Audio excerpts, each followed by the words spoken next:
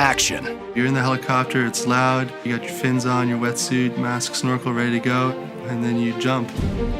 Danger. You can hear the ice hissing and cracking all around you. Adventure. When you cross the equator, you have to ask King Neptune's permission to become a shellback. You're listening to Sea Story.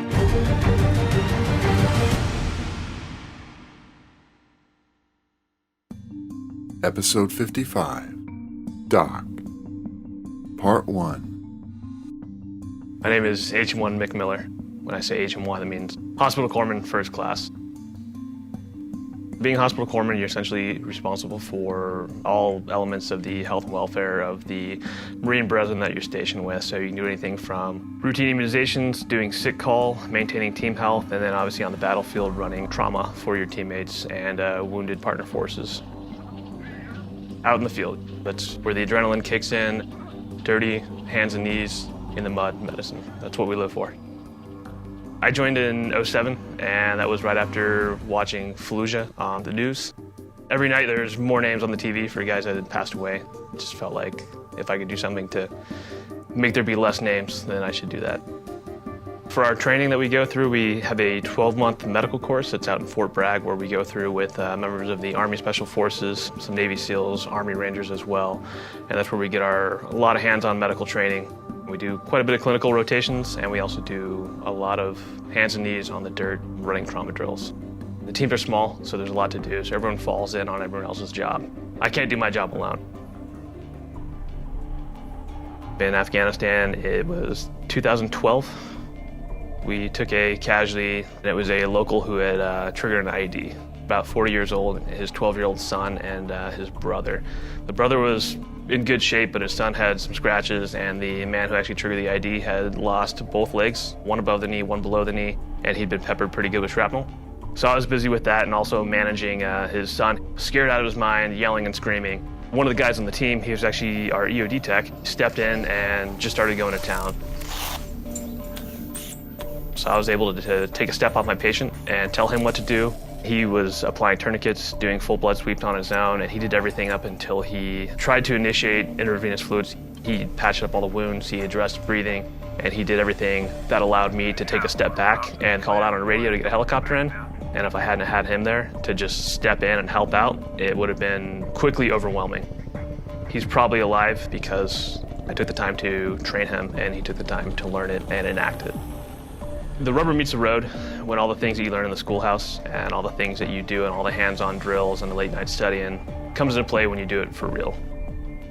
When you're on your knees working on a casualty who's actually injured as opposed to a training mannequin, and you realize you had all these answers that you didn't necessarily know that you knew, and then it becomes very tangible when you save someone's life with it.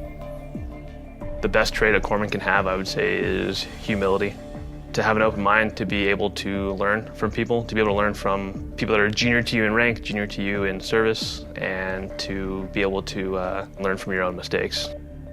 No one can do everything by themselves. Everyone needs everyone else all the time, and so it makes you give as much as you have.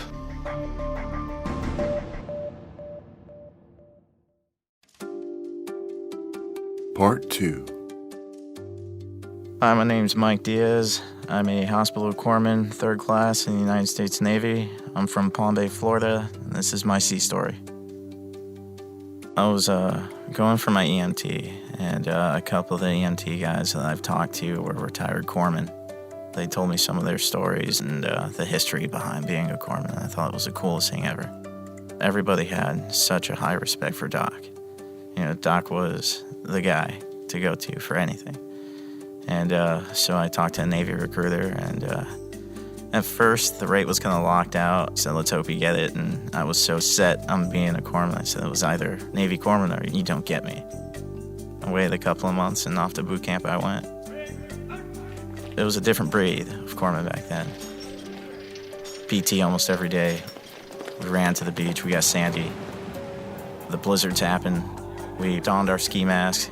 We put our sweatpants and everything else on it. We just went for runs for miles, singing cadences, the whole pain is weakness leaving the body kind of a thing. It was great. We went from doing everything that we were supposed to know in the hospital to how we would react in a combative environment.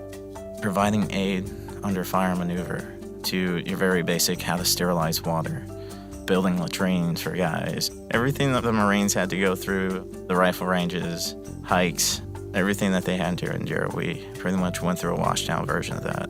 We are a well-rounded community. We don't just focus on one aspect of the medical field, we focus on everything. Pretty much anything you can think of, we can do. I left to go to Helmand Province, Afghanistan, as a medical advisor to the Afghan army. It was dusty, hot. Some days it would be 120, 130 on a cold day. Depending on what time of the year it was, it would get into the negatives in the certain areas that we would be in. I moved around Helmand Province a lot.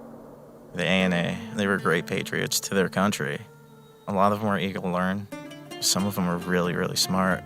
One of them, he really impressed me when he knew how to provide a needle thoracentesis to one of the patients that we've had. That's how you relieve some of the pressure within the chest area to help the lung expand. We taught them emergency medicine to basic hygiene, brushing your teeth, changing your socks, staying hydrated, making sure your guys are staying hydrated, making sure that they're actually practicing good hygiene themselves. All the time we're being a lot like MacGyver in the medical field. We have to make do with what we have. You don't have a tourniquet, you make something. The biggest challenge for us while we were there was trying to come up with an evacuation plan or a casualty evacuation plan for the Afghan army. And doing that, we saved well over 10,000 Afghan soldiers' lives. Doc doesn't seem like he does a lot, but he sees a lot. What we do as corpsmen now, it's like being a part of a family. There's always something bad, there's always something good. You fight over the dumbest things. But at the end of the day, you got a brother. To my boys, I love them.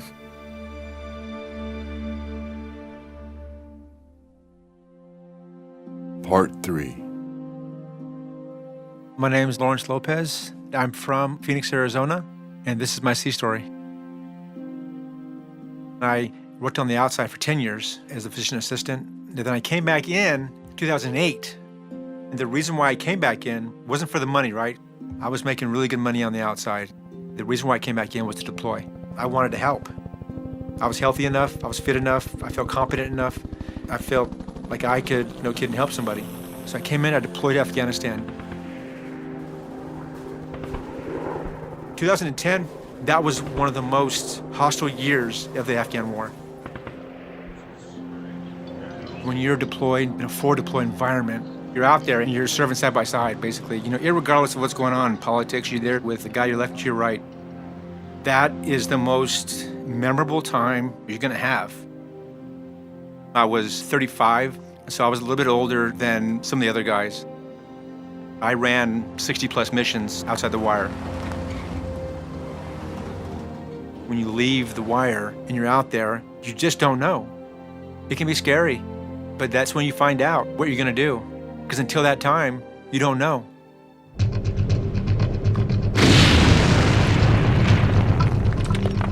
20 feet in front of us, MRAP blew up. 2 guys had a concussion. We had a medevac, one other one. Everything just kind of goes quiet. As that's happening, I'm just listening.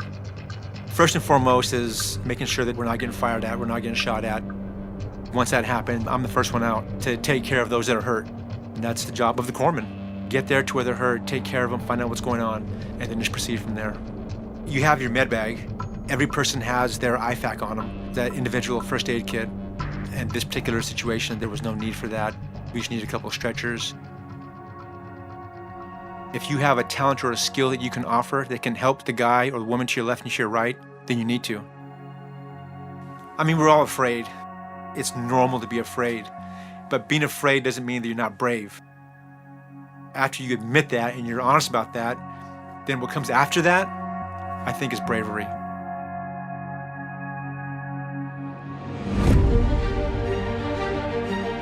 Coming next. The first time you don't even fly, you just learn how to drive to get to the runway. And I could see all my friends trying to drive also, and it looked like a bunch of chickens. Sea Stories brought to you by America's Navy. Learn more at Navy.com.